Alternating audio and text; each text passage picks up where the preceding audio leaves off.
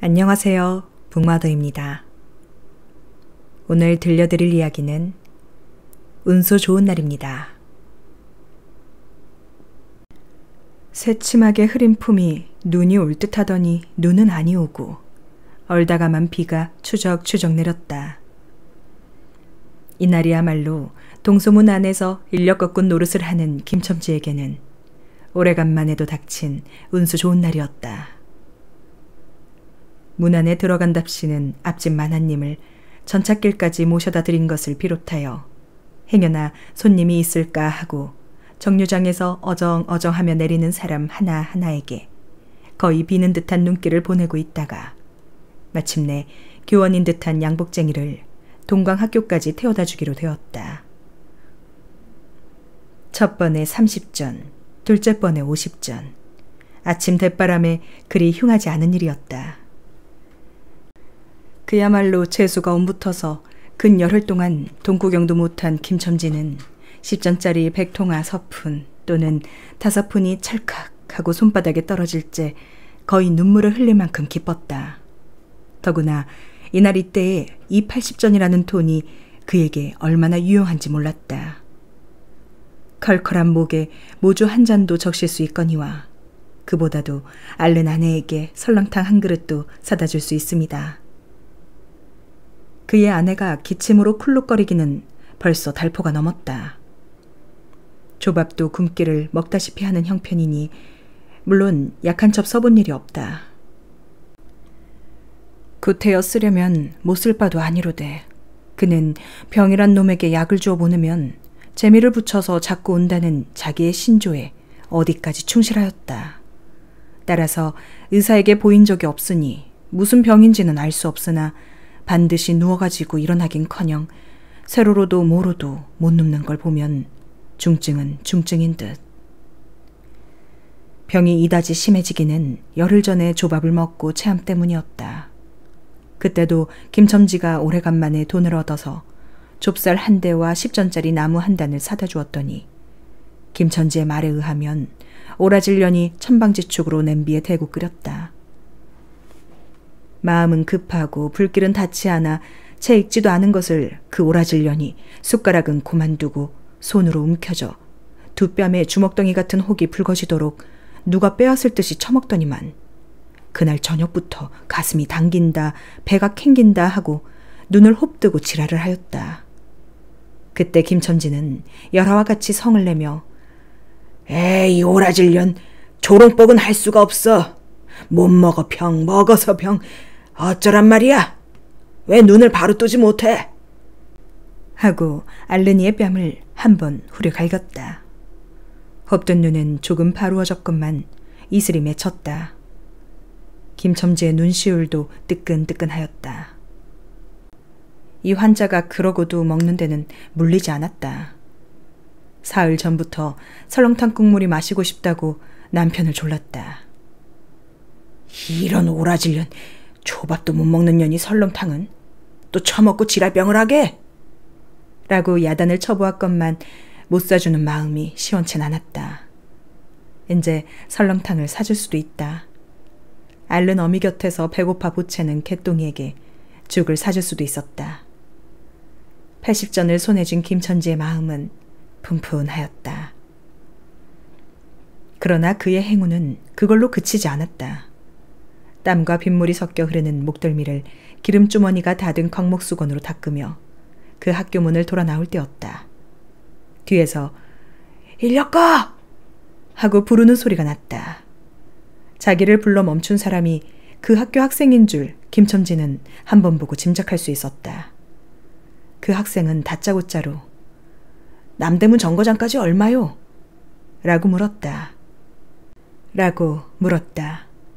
아마도 그 학교 기숙사에 있는 이로 동기 방학을 이용하여 귀향하려 함이로다. 오늘 가기로 작정은 하였건만 비는 오고 짐은 있고 해서 어찌할 줄 모르다가 마침 김첨지를 보고 뛰어나왔음이리라. 그렇지 않다면 왜 구두를 채 신지 못해서 질질 끌고 비록 고쿠라 양복일망정 노바기로 비를 맞으며 김첨지를 뒤쫓아 나왔으랴. 남대문 정거장까지 말씀입니까? 하고 김첨지는 잠깐 주저하였다. 그는 이 우중에 우장도 없이 그 먼 곳을 철벅거리고 가기가 싫었음일까? 처음 것 둘째 것으로 그만 만족하였음일까? 아니다. 결코 아니다. 이상하게도 꼬리를 맞물고 덤비는 이 행운 앞에 조금 겁이 났습니다. 그리고 집을 나올 째 아내의 부탁이 마음에 캥겼다. 앞집 마나님한테서 부르러 왔을 저 병인은 그 뼈만 남은 얼굴에 6월의 샘물 같은 유달리 크고 움푹한 눈에다 애걸하는 빛을 띠며 오늘은 나가지 마요. 제발 덕분에 집에 붙어 있어요. 내가 이렇게 아픈데. 하고 모기소리같이 중얼거리며 숨을 걸그렁 하였다. 그래도 김첨지는 되소롭지 않은 듯이 또 젠장 맞으련 빌어먹을 소리를 다 하네. 맞붙들고 앉았으면 누가 먹여 살릴 줄 알아? 하고 훌쩍 뛰어나오려니까 환자는 붙잡을 듯이 팔을 내저으며 나가지 말래도 그래. 그러면 일찍이 들어와요. 하고 목맨 소리가 뒤를 따랐다. 정거장까지 가잔 말을 들은 순간에 경련적으로 떠난 손, 유달리 큼직한 눈, 울듯한 아내의 얼굴이 김첨지의 눈앞에 어른어른하였다. 그래, 남대문 정거장까지 얼마란 말이오? 하고 학생은 초조한 듯이 인력거꾼의 얼굴을 바라보며 혼자말같이 인천차가 11점에 있고 그 다음에는 새로 2점이던가?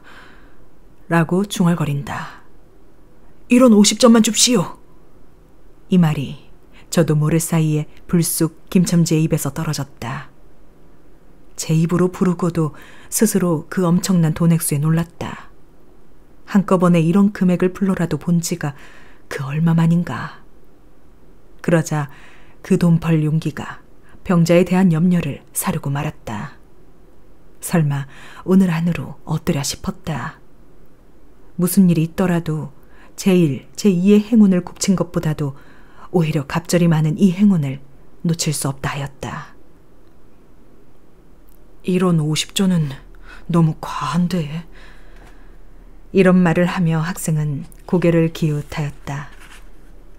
아니올시다. 이수로 치면 여기서 거기가 시오리가 넘는답디다.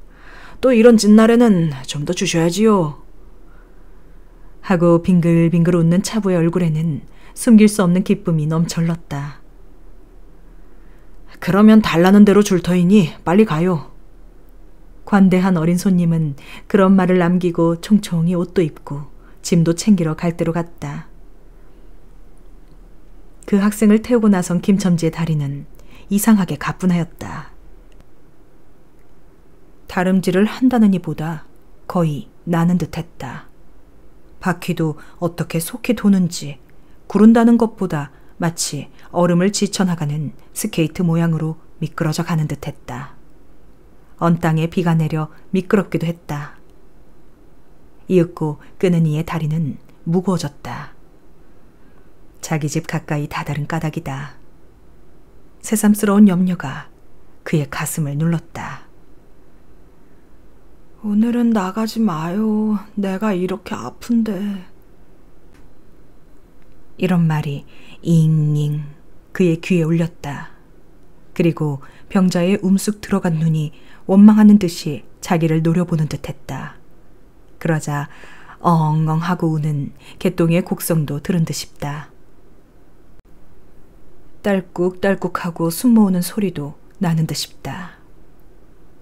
왜 이러우? 기차 놓치겠구먼. 하고 탄이의 초조한 부르짖음이 간신히 그의 귀에 들려왔다. 언뜻 깨달으니 김첨지는 인력거차를 쥔 채 길 한복판에 엉거주춤 멈춰있지 않은가. 예. 하고 김첨지는 또다시 다름질하였다. 집이 차차 멀어갈수록 김첨지의 걸음에는 다시금 신이 나기 시작했다. 다리를 제게 놀려야만 쉴 수 없이 자기의 머리에 떠오르는 모든 근심과 걱정을 잊을 듯이. 정거장까지 끌어다 주고 그 깜짝 놀랄 1원 50전을 정말 제 손에 쥐매 말맞다나 심리나 되는 길을 비를 맞아가며 질퍽거리고 온 생각은 아니하고 거저 얻은 듯이 고마웠다. 졸부나 된 듯이 기뻤다. 제 자식벌밖에 안 되는 어린 손님에게 몇 번 허리를 굽히며 안녕히 다녀옵시오 라고 깍듯이 재우쳤다. 그러나 빈 인력거를 털털거리며 이 우중에 돌아갈 일이 꿈밖이었다. 노동으로 하여 흐른 땀이 식어지자 굶주린 창자에서 물 흐르는 옷에서 어슬어슬 한기가 솟아나기 비롯하며 1원 50전이란 돈이 얼마나 괜찮고 괴로운 것인 줄 절실히 느꼈다. 정거장을 떠나는 그의 발길은 힘 하나 없었다. 온몸이 옹송구려지며 당장 그 자리에 엎어져 못 일어날 것 같았다. 이 젠장 맞을 것 같아. 이 비를 맞으며 빈 인력거를 털털거리고 돌아를 간다. 이런 빌어먹을 비가 왜 남의 상판을 딱딱 때려. 그는 몹시 화증을 내며 누구에게 반항이나 하는 듯이 개걸거렸다. 그럴 즈음 그의 머리엔 또 새로운 광명이 비쳤나니 그것은 이러고 갈 게 아니라 이 근처를 빙빙 돌며 차오기를 기다리면 또 손님을 태우게 될는지도 몰라 란 생각이었다. 오늘 운수가 괴상하게도 좋으니까 그런 요행이 또 한 번 없으리라곤 누가 보증하랴.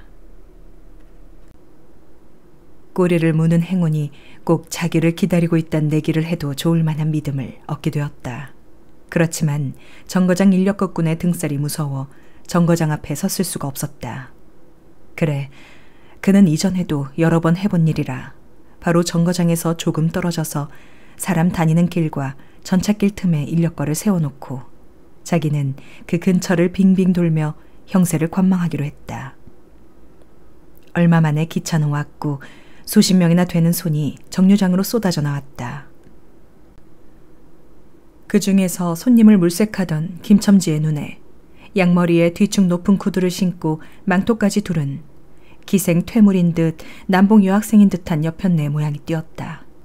그는 슬금슬금 그 여자의 곁으로 다가들었다. 아씨, 인력거 아니 타시랍시오. 그 여학생인지 뭔지가 한참은 매우 때깔을 빼며 입술을 꼭 다문 채 김첨지를 거들떠보지도 않았다. 김첨지는 구경하는 거지나 무엇같이 연해연방 그의 기색을 살피며 아씨, 정거장 애들보다 아주 싸게 모셔다 드리겠습니다. 댁이 어디신지요? 하고 추근추근하게도 그 여자의 들고 있는 일본식 버들 고리짝에 제 손을 댔다. 왜 이래 남 귀찮게. 소리를 병력같이 지르고는 돌아선다. 김첨지는 어렵쇼 하고 물러섰다. 전차가 왔다. 김첨지는 원망스럽게 전차 타는 일을 노리고 있었다. 그리고 그의 예감은 틀리지 않았다. 전차가 빡빡하게 사람을 싣고 움직이기 시작하였을 때 타고 남은 손 하나가 있었다. 굉장하게 큰 가방을 들고 있는 걸 보면 아마 붐비는 차 안에 짐이 크다 하여 차장에게 밀려 내려온 눈치였다. 김첨지는 다가섰다. 인력거를 타시랍시오. 한동안 값으로 실랑이를 하다가 60전에 인사동까지 태워다 주기로 했다. 인력거가 무거워짐에 그의 몸은 이상하게도 가벼워졌고 그리고 또 인력거가 가벼워져서 몸은 다시금 무거워졌는데 이번에는 마음조차 초조해 온다. 집의 광경이 자꾸 눈앞에 어른거려 이젠 유행을 바랄 여유도 없었다. 나무 뜬거리나 무엇만 같고 제 것 같지도 않은 다리를 연해 꾸짖으며 갈팡질팡 뛰는 수밖에 없었다. 저놈의 인력거꾼이 저렇게 술에 취해가지고 이 진땅에 어찌가노 하고 길 가는 사람이 걱정을 하리만큼 그의 걸음은 황급하였다. 흐리고 비오는 하늘은 어두침침한 게 벌써 황혼에 가까운 듯했다. 창경원 앞까지 다다라서야 그는 턱에 닿는 숨을 돌리고 걸음도 늦추잡았다. 한 걸음 두 걸음 집이 가까울수록 그의 마음은 괴상하게 누그러졌다. 그런데 이 누그러짐은 안심해서 오는 게 아니요, 자기를 덮친 무서운 불행이 박두한 것을 두려워하는 마음에서 오는 것이었다. 그는 불행이 닥치기 전 시간을 얼마쯤이라도 늘리려고 버르적거렸다. 기적에 가까운 벌이를 하였단 기쁨을 할 수 있으면 오래 지니고 싶었다. 그는 두리번 사면을 살폈다. 그 모양은 마치 자기 집 곧 불행을 향하여 달려가는 제 다리를 제 힘으로는 도저히 어찌할 수 없으니 누구든지 나를 좀 잡아다오, 구해다오 하는 듯했다. 그럴 즈음 마침 길가 선술집에서 친구 치삼이가 나온다. 그의 우글우글 살찐 얼굴은 주홍이 오른 듯 온 턱과 뺨을 시커멓게 구렛나룻이 덮고 노릇탱탱한 얼굴이 바짝 말라서 여기저기 고랑이 파이고 수염도 있대야 턱 밑에만 마치 솔잎송이를 거꾸로 붙여놓은 듯한 김첨지의 풍채하고는 기이한 대상을 짓고 있었다. 여보게 김첨지, 자네 문안 들어갔다 오는 모양일세 그려. 돈 많이 벌었을 테니 한 잔 빨리게. 뚱뚱보는 말라깽이를 보자마자 부르짖었다. 그 목소리는 몸짓과 딴판으로 연하고 싹싹하였다. 김첨지는 이 친구를 만난 게 어떻게 반가운지 몰랐다. 자기를 살려준 은인이나 무엇같이 고맙기도 했다. 자네는 벌써 한잔한 모양일세 그려. 자네도 재미가 좋아 보이. 하고 김첨지는 얼굴을 펴서 웃었다. 아따, 재미 안 좋다고 술 못 먹을랜가? 그런데 여보게, 자네 왼몸이 어째 물독에 빠진 새앙지 같은가? 어서 이리 들어와 말리게. 선술집은 훈훈하고 뜨뜻하였다. 추어탕을 끓이는 솥뚜껑을 열 적마다 뭉게뭉게 떠오르는 흰김. 석쇠에서 빠지짓 구워지는 너비안이 구이며 제육이며 간이며 콩팥이며 북어며 빈대떡. 이 너저분하게 늘어놓은 안주 탁자에 김첨지는 갑자기 속이 쓰려서 견딜 수 없었다. 마음대로 할량이면 거기 있는 모든 먹은먹이를 모조리 깡그리 집어삼켜도 시원치 않았다.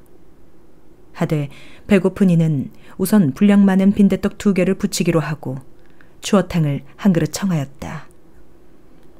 줄인 창자는 음식 맛을 보더니 더욱 비어지며 자꾸자꾸 드리라 하였다. 순식간에 두부와 미꾸라지 든 국 한 그릇을 그냥 물같이 들이켜고 말았다. 첫째 그릇을 받아 들었을 때 덮이던 막걸리 곱빼기 2잔이 데워졌다. 치삼이와 같이 마시자 원원이 비었던 속이라 찌르르 하고 창자에 퍼지며 얼굴이 화끈하였다. 눌러 곱빼기 한 잔을 또 마셨다. 김첨지의 눈은 벌써 개개에 풀리기 시작하였다. 석쇠에 얹힌 떡 2개를 숭덩숭덩 썰어서 볼을 볼록거리며 또 곱빼기 2잔을 부어라 하였다. 치삼은 의아한 듯이 김첨지를 보며 여보게, 또 붓다니. 벌써 우리가 넉 잔씩 먹었네. 돈이 40전일세. 아따 이놈아, 40전이 그리 끔찍하냐? 오늘 내가 돈을 막 벌었어. 참 오늘 운수가 좋았느니. 그래, 얼마를 벌었단 말인가? 30원을 벌었어, 30원을. 이런 젠장 맞을. 술을 왜 안 부어? 괜찮아. 막 먹어도 상관이 없어. 오늘 돈 산더미같이 벌었는데. 이 사람 취했군. 그만두세. 이놈아, 이걸 먹고 취할래냐? 어서 더 먹어. 하고는 치삼의 귀를 잡아채며 취한 이는 부르짖었다. 그리고 술을 붓는 15살 듬직한 중대가리에게로 달려들며 이놈 오라질놈, 왜 술을 붓지 않아? 라고 야단을 쳤다. 중대가리는 히히 웃고 치삼이를 보며 문의하는 듯이 눈짓을 하였다. 주정꾼이 이 눈치를 알아보고 화를 버럭내며 이 오라질 놈들 같으니 이놈 내가 돈이 없을 줄 알고? 하자마자 허리춤을 훔척훔척 하더니 1원짜리 한 장을 꺼내어 중대가리 앞에 펄쩍 집어던졌다. 그 사품에 몇 푼 은전이 잘그랑 하며 떨어진다. 여보게 돈 떨어졌네. 왜 돈을 막 끼웠나? 이런 말을 하며 일변 돈을 줍는다. 김첨지는 취한 중에도 돈의 거처를 살피는 듯이 눈을 크게 떠서 땅을 내려다보다가 불시에 제 하는 짓이 너무 더럽다는 듯이 고개를 소스라치자 더욱 성을 내며 봐라 봐, 이 더러운 놈들아. 내가 돈이 없나? 어? 이 다리 뼈다구를 꺾어 놓을 놈들 같으니. 하고 치삼이 주어주는 돈을 받아 이 원수의 돈이 이 육실을 할 돈이 하면서 팔매질을 친다. 벽에 맞아 떨어진 돈은 다시 술 끓이는 양푼에 떨어지며 정당한 매를 맞는다는 듯이 쨍 하고 울었다. 곱배기 2잔은 또 부어질 겨를도 없이 말라가고 있었다.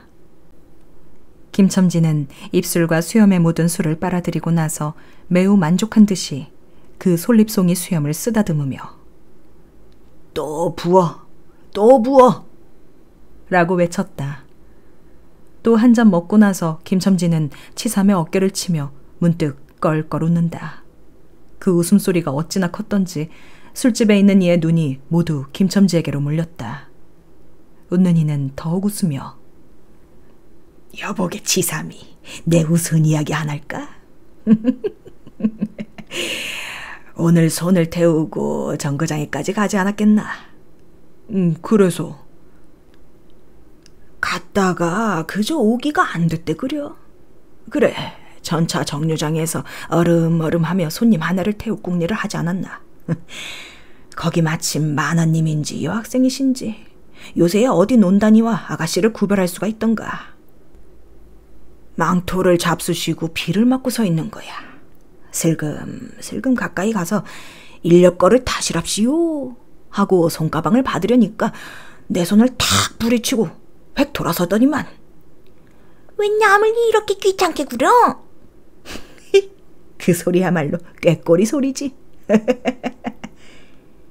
김첨지는 교묘하게도 정말 꾀꼬리 같은 소리를 냈다. 모든 사람은 일시에 웃었다. 빌어먹을 깍쟁이 같은 년. 누가 저를 어쩌나? 왜 남을 귀찮게 굴어? 어이구, 소리가 채신도 없지. 웃음소리들은 높아졌다. 그런 그 웃음소리들이 사라지기 전에 김첨지는 훌쩍훌쩍 울기 시작하였다. 치삼은 어이없이 주정뱅이를 바라보며 금방 웃고 지랄을 하더니 우는 건 무슨 일인가? 김첨지는 연해 코를 들이마시며 우리 마누라가 죽었다네. 뭐, 마누라가 죽다니? 언제? 이놈아, 언제는 오늘이지. 이게 미친놈. 거짓말 마라. 거짓말은 왜? 참말로 죽었어. 참말로. 마누라 시체를 집에 뻗쳐놓고 내가 술을 먹다니. 내가 죽일 놈이야. 죽일 놈이야. 하고 김첨지는 엉엉 소리내어 운다. 치삼은 흥이 조금 깨어지는 얼굴로 원 이 사람아, 참말을 하나 거짓말을 하나. 그러면 집으로 가세. 가. 하고 우는 이의 팔을 잡아당겼다. 치삼의 끄는 손을 뿌리치더니 김첨지는 눈물이 글썽글썽한 눈으로 싱그레 웃는다. 죽기는 누가 죽어? 하고 득이양양. 죽기는 왜 죽어? 생때같이 살아만 있단다. 그 오라질년이 밥을 죽이지. 이제 나한테 속았다. 하고 어린애 모양으로 손뼉을 치며 웃는다. 이 사람이 정말 미쳤단 말인가? 나도 아주머니가 앓는단 말은 들었는데. 하고 치삼이도 어떤 불안을 느끼는 듯이 김첨지에게 또 돌아가라고 권하였다. 안 죽었어. 안 죽었대도 그래. 김첨지는 화증을 내며 확신 있게 소리를 질렀으되 그 소리엔 안 죽은 것을 믿으려고 애쓰는 가락이 있었다. 기어이 일어너치를 채워서 곱빼기를 한 잔씩 더 먹고 나왔다. 구준비는 의연히 추적추적 내린다. 김첨지는 취중에도 설렁탕을 사가지고 집에 다다랐다. 집이라 해도 물론 셋집이요. 또 집 전체를 새든 게 아니라 안과 뚝 떨어진 행랑방 한 칸을 빌려 물을 길어대고 한 달에 1원씩 내는 터였다. 만일 김첨지가 주기를 띄지 않았던들 한 발을 대문에 들여놓았을지 그곳을 지배하는 무시무시한 정적, 폭풍우가 지나간 뒤에 바다 같은 정적에 다리가 떨렸으리라. 쿨룩거리는 기침소리도 들을 수 없다. 그르렁거리는 숨소리조차 들을 수 없다. 다만 이 무덤 같은 침묵을 깨뜨린다는 이보다 한층 더 침묵을 깊게 하고 불길하게 하는 빡빡한 그윽한 소리. 어린애의 젖바는 소리가 날 뿐이다. 만일 청각이 예민한 이 같으면 그 빡빡 소리는 빨따름이요. 꿀떡꿀떡하고 젖 넘어가는 소리가 없으니 빈젖을 빤단 것도 짐작할는지 모르리라. 혹은 김첨지도 이 불길한 침묵을 짐작했는지도 모른다. 그렇지 않으면 대문에 들어서자마자 전에 없이 이 젠장 맞을년, 남편이 들어오는데 나와보지도 않아. 이 오라질년 이라고 고함을 친 게 수상하다. 이 고함이야말로 제 몸을 엄습해오는 무시무시한 증을 쫓아버리려는 허장성세인 까닭이다. 하여간 김첨지는 방문을 왈칵 열었다. 구역을 나게 하는 축이. 떨어진 삿자리 밑에서 나온 먼지 냄새, 빨지 않은 기저귀에서 나는 똥내와 오줌내, 가지각색대가 켜켜이 앉은 옷 냄새, 병인의 땀 섞은 내가 섞인 축이가 무딘 김첨지의 코를 찔렀다. 방 안에 들어서며 설렁탕을 한 구석에 놓을 사이도 없이 주정꾼은 목청을 있는 대로 다 내어 호통을 쳤다. 이 오라질년, 주야장천 누워만 있으면 제일이야. 남편이 와도 일어나지를 못해. 라는 소리와 함께 발길로 누은이의 다리를 몹시 찼다. 그러나 발길에 차이는 건 사람의 살이 아니고 나무 뜬걸과 같은 느낌이었다. 이때의 빽빽 소리가 응아 소리로 변하였다. 개똥이가 물었던 젖을 빼어놓고 운다. 운데도 온 얼굴을 찡그려 붙여서 운다는 표정을 할 뿐이었다. 응아 소리도 입에서 나는 게 아니고 마치 뱃속에서 나는 듯했다. 울다가 목도 잠겼고 또 울 기운조차 시진한 것 같았다. 발로 차도 그 보람이 없는 걸 보자 남편은 아내의 머리맡으로 달려들어 그야말로 까치집 같은 환자의 머리를 꺼들어 흔들며 이년아, 말을 해, 말을. 입이 붙었어, 이 오라질년. 이것 봐, 아무 말이 없네. 이년아, 죽었단 말이냐? 왜 말이 없어? 또 대답이 없네. 정말 죽었나 보이. 이러다가 누은이의 흰 창이 검은 창을 덮은 위로 치뜬 눈을 알아보자마자 이 눈깔, 왜 나를 바로 보지 못하고 천장만 바라보느냐, 어? 하는 말 끝엔 목이 메었다. 그러자 산 사람의 눈에서 떨어진 닭똥 같은 눈물이 주근이의 뻣뻣한 얼굴을 어룽어룽 적셨다. 문득 김첨지는 미친 듯이 제 얼굴을 주근이의 얼굴에 한 대 비벼대며 중얼거렸다. 설렁탕을 사다 놓았는데 왜 먹지를 못하니?